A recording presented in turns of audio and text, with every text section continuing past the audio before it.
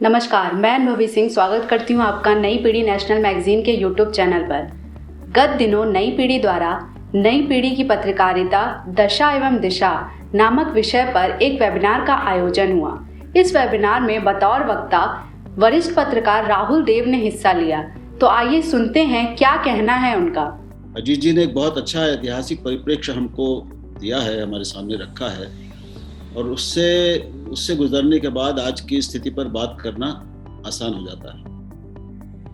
केवल एक बात कहूँगा कि उन्होंने फेक न्यूज़ को जो बताया, तो वो फेक न्यूज़ से जो उसका जो परिघटना थी उसकी, वो इस नए मीडिया के लिए नहीं, लेकिन जो बड़े अखबारों द्वारा, बड़े स्थापित पुराने अखबारों द्वारा पैसा लेकर खबर छापने की जो एक आदत शुरू हुई थी, एक जो काम शुरू हुआ था, जिसमें काफ़ी बड़े बड़े अखबार भी लिप्त पाए गए थे, वहाँ से फेक न्यूज़ का ये फिनोमिनन, ये परिघटना शुरू हुई, और उसी को लक्ष्य किया जाता है जब फेक न्यूज़ कहा जाता है।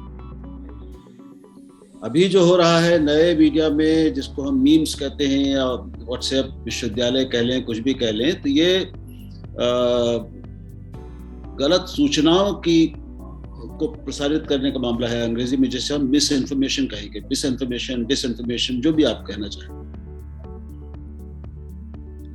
तो वो जो अपराध था फेक मीडिया, वो मीडिया के लिए, और वो पारंपरिक मीडिया ने किया था, वो अखबारों ने किया था,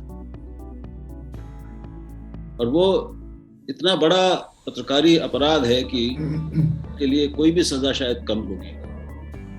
अब ऐसा लगता है कि वो कुछ कम हुआ है, क्योंकि पिछले कई वर्षों में उससे इतना ज़्यादा बदनामी हुई कुछ अखबारों की, और वो लोगों के ध्यान में भी आया, तो फिर लगता है कि ये कुछ कम हुआ है।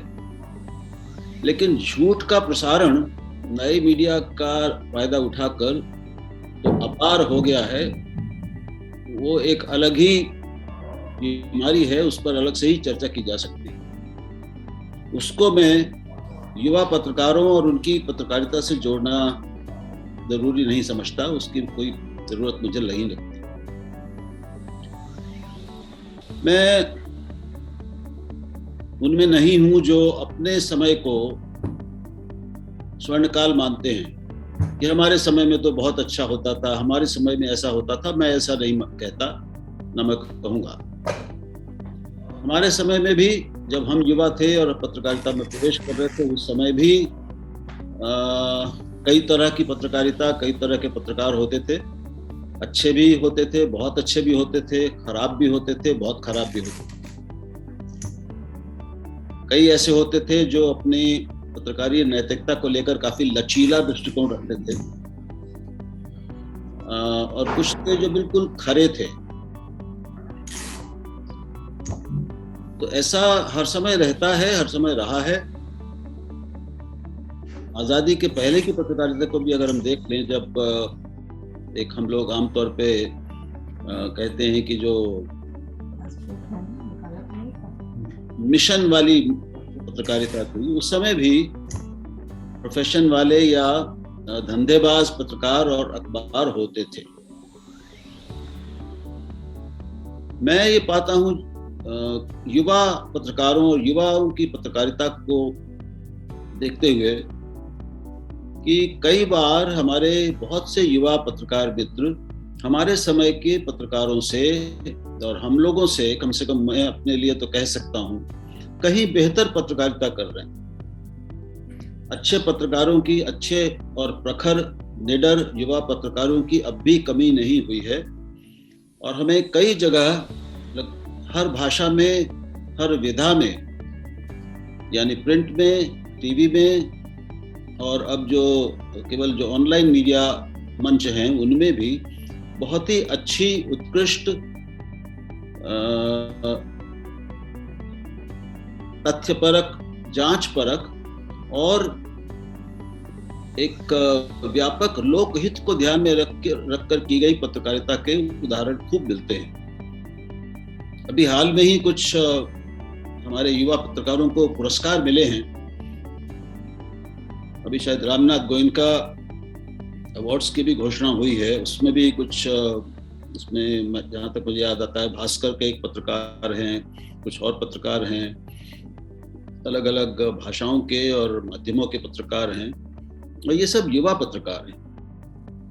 और उनकी एक आध रिपोर्ट मैंने देखी और पाया कि वो बहुत ही अच्छी पत्रकार रिपोर्ट्स हैं।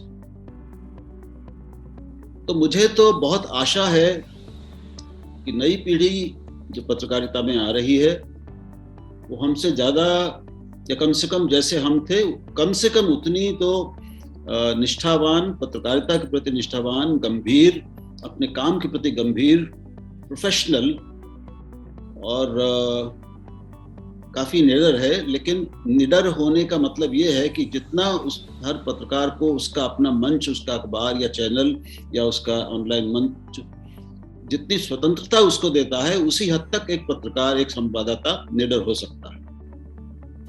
अन्यथा फिर नौकरी जाने का खतरा रहता है। ये खतरे उस समय भी थे, आज बहुत ज्यादा हैं। तो आज के समय में निष्पक्ष और निडर पत्रकारिता करना पहले की तुलना में कहीं ज्यादा कठिन हुआ है। लेकिन उसके बावजूद अच्छी पत्रकारिता, अच्छी रिपोर्ट्स, अच्छी रिपोर्टिंग हो रही है, अच्छे विश्लेषण लिखे जा रहे हैं। और चूंकि अब पत्रकारिता के पास, अखबारों पर, चैनलों के पास और पत्रकारों के पास संसाधन पहले की तुलना में काफी ज्यादा हैं, नई तकनीक है, एक पूरे मीडिया जगत में एक नई समृद्धि भी आई है, पैसा भी बढ़ा है, तो अब ज्यादा गहरी पत्रकारिता, ज्यादा समय और श्रम करके, ज्यादा गहराई तक जांच पड़ताल करके पत्रकारिता करना संभव है। कुछ लोग हैं जो इन संसाधनों का फायदा उठा रहे हैं, बहुत सार्थक तरीके से उठा रहे हैं। और जैसा पहले था, मैंने पहले ही कहा, आज भी ऐसे लोग हैं, ऐसे पत्रकार हैं और कल भी रहेंगे जो पत्रकारिता का दुरुपयोग करते हैं, जो पत्रकारी प्रतिष्ठा का, अवसरों का, उससे जो एक पहुंच मिलती है राजसत्ता तक, विभिन्न प्रभु वर्गों तक, उसका दुरुपयोग करते हैं, गैर पत्रकारीय हितों के लिए काम करते हैं, लोकहित के विपरीत काम करते हैं। ऐसे लोग आज भी हैं। हो सकता है पहले की तुलना में हमें ज्यादा बढ़े हुए लगते हैं वो, कि उनकी संख्या बढ़ गई है, उनकी व्याप्ति बढ़ गई है, क्योंकि अभी पहले की तुलना में अखबारों या कुल मिलाकर मीडिया पर दबाव बढ़े हैं, व्यावसायिक दबाव भी बढ़े हैं और सरकारी दबाव भी बढ़े हैं, या सत्ता के दबाव भी बढ़े हैं। आज पहले की तुलना में, चाहे वो राज्य सरकारें हो या केंद्र सरकार हो, सरकारों की आलोचना करना, उनके खिलाफ लिखना, छापना, दिखाना, वो काफी जोखिम भरा काम है।